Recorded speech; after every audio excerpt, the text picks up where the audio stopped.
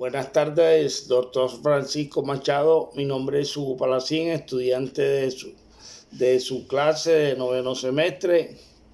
Yo le voy a hacer una breve exposición sobre las diferentes formas de interpretar los contratos. Pero quiero empezar con la definición de lo que es un contrato, que teniendo en cuenta en el artículo 1495 del Código Civil, se conoce como contrato al acto voluntario de una persona de adquirir una obligación para con otra. Bien puede ser para dar o hacer una cosa. Vale la pena mencionar que el contrato puede implicar a dos o más personas donde ambas adquieren responsabilidades a beneficio de la otra. Le quiero hablar de los tipos de contrato. Podemos decir que es un acto jurídico que compromete a las partes que lo han firmado. La clasificación de los contratos regulados en el artículo 1496 al 1500 del Código Civil dependen de los siguientes factores. Según quien adquiere la obligación, tenemos el contrato unilateral que obliga solo a una de las partes. Estamos hablando del contrato de préstamo. Contrato bilateral, donde todas las partes adquieren obligaciones. Podemos poner un ejemplo del contrato de compra-venta. Según quien reciba el beneficio. Puede ser el contrato gratuito, que solo lo puede recibir una de las partes. Ese beneficio, podemos hablar del contrato, una donación. Le puedo hablar del contrato oneroso, entendiéndose como un contrato que beneficia a ambas partes. Mencionar el contrato de trabajo. Según la existencia del contrato, puede ser principal, que da a entender que puede existir por sí solo. Un ejemplo del contrato de arrendamiento. Puede existir accesorio, que necesitará de otro contrato para poder existir. En la prenda, según los requisitos de validez, podemos hablar del real, que da a entender que necesita la tradición de la cosa para ser válido. Podemos hablar del comodato. Solemne, sujeto del cumplimiento de formalidades especiales establecidas en la ley.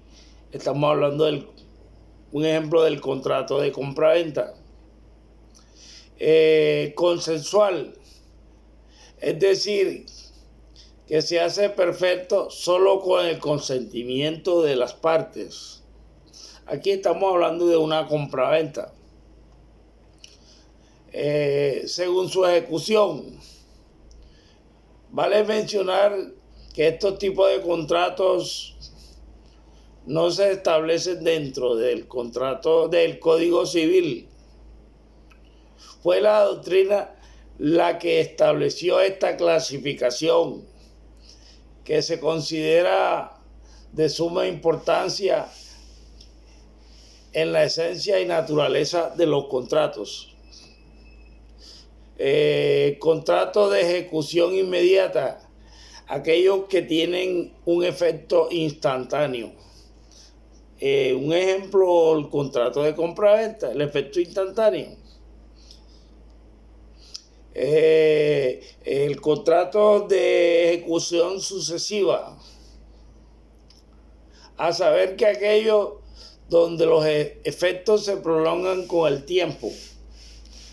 podemos hablar de un contrato de arrendamiento. Teniendo en cuenta el artículo 1501 del Código Civil, que nos habla que para que un contrato sea válido debe contar con ciertos elementos que generan efectos diferentes, a saber, esenciales de naturaleza y accidentales. En el primer caso, son elementos que permiten la existencia del contrato, por ejemplo, el consentimiento. Mientras tanto, las cosas que son de su naturaleza suponen algo que pertenece inherentemente a él, es decir, se prevén antes de firmar. Por último, aquellos que son accidentales, que se agregan mediante cláusulas especiales valiéndose del principio de autonomía de la voluntad. También le quiero hablar de la clasificación de los contratos. Pueden ser unilaterales, bilaterales, onerosos y gratuitos, conmutativos y aleatorios, principales y accesorios, instantáneos y de trato sucesivo, consensuales, informales o solemnes, públicos y privados, nominados o típicos o innominados o atípicos. Precisamente explico que según la doctrina especializada son dos los principios rectores que se desprenden de tales disposiciones: la búsqueda de la común intención de las partes, como es la buena fe contractual. Las reglas por su parte son 5, que vienen siendo la especificidad, la interpretación efectiva, útil o conservatoria, la interpretación naturista o fundada en la naturaleza del contrato y de la interpretación usual, la interpretación contextual, extensiva y auténtica, la interpretación incluyente o explicativa, la interpretación de cláusulas ambiguas a favor del deudor y en contra del estipulante o predisponente. Ahora bien, la tarea de encontrar la verdadera intención de los contratantes es la tradicionalmente conocida como es el criterio subjetivo de interpretación. En contraste con el criterio objetivo, que más bien busca privilegiar la voluntad externa o declarada de las partes del contrato.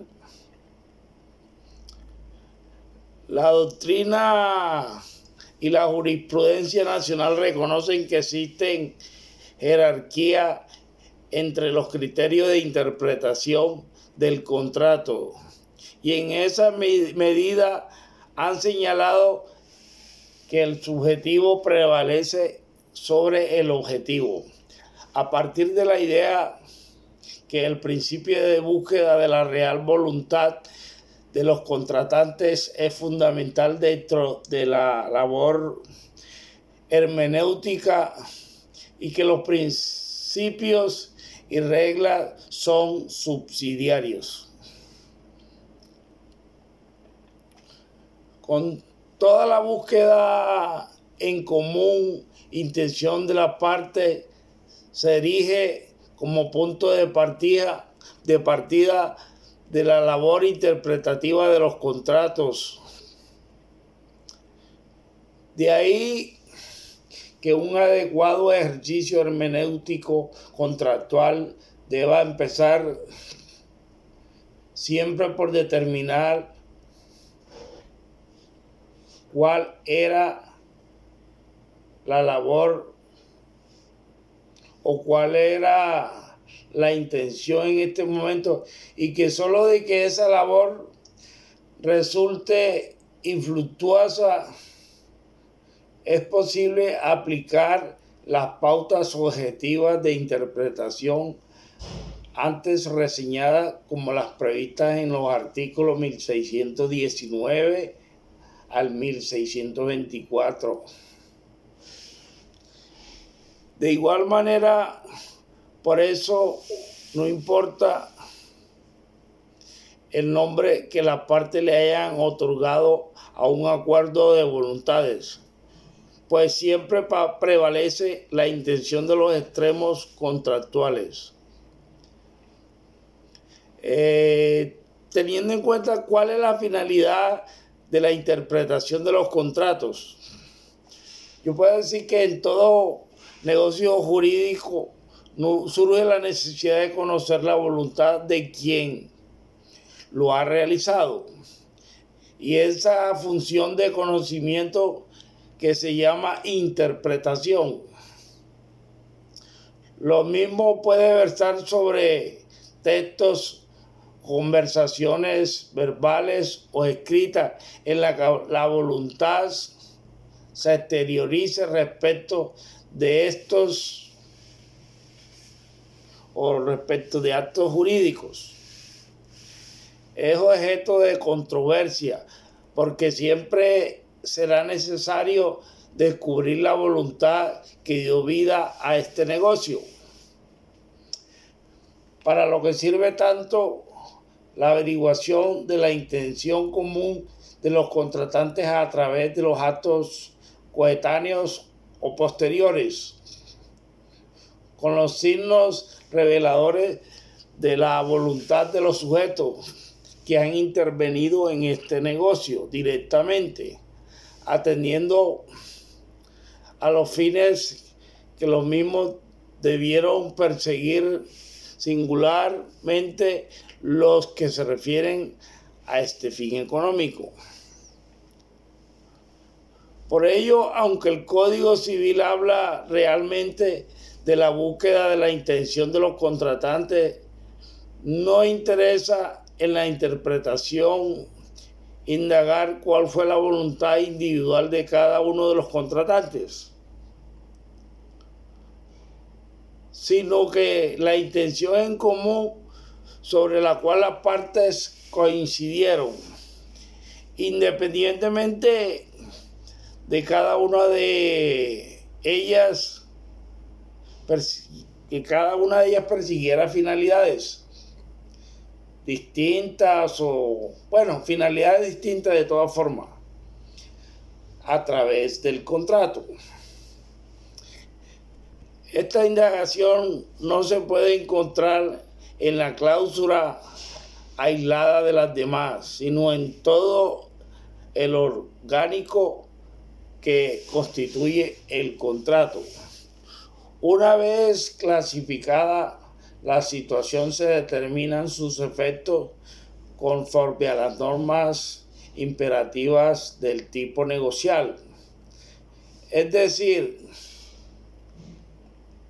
con arreglo al precepto de autonomía privada o regla negocial que han creado, siendo uno de los principios rectores de la interpretación del contrato, en el de la búsqueda de la intención de los contratantes, con lo que la intención común es la zona en que concuerdan el querer de las partes, y para que exista un consentimiento contractual han de querer el mismo objeto, es decir, sus estipulaciones y efectos, siendo una declaración unánime de la jurisprudencia que ha de prevalecer la voluntad declarada sobre la interna, ya que es así que exige la buena fe y la seguridad del tráfico, a menos que se acredite evidentemente que fue otra voluntad de los contratantes.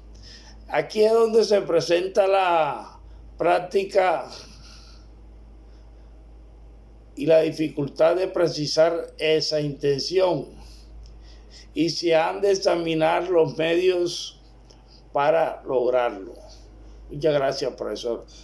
Algo sencillo, pero traté de hacerlo mejor posible. Usted disculpará, doctor. Gracias, muy amable.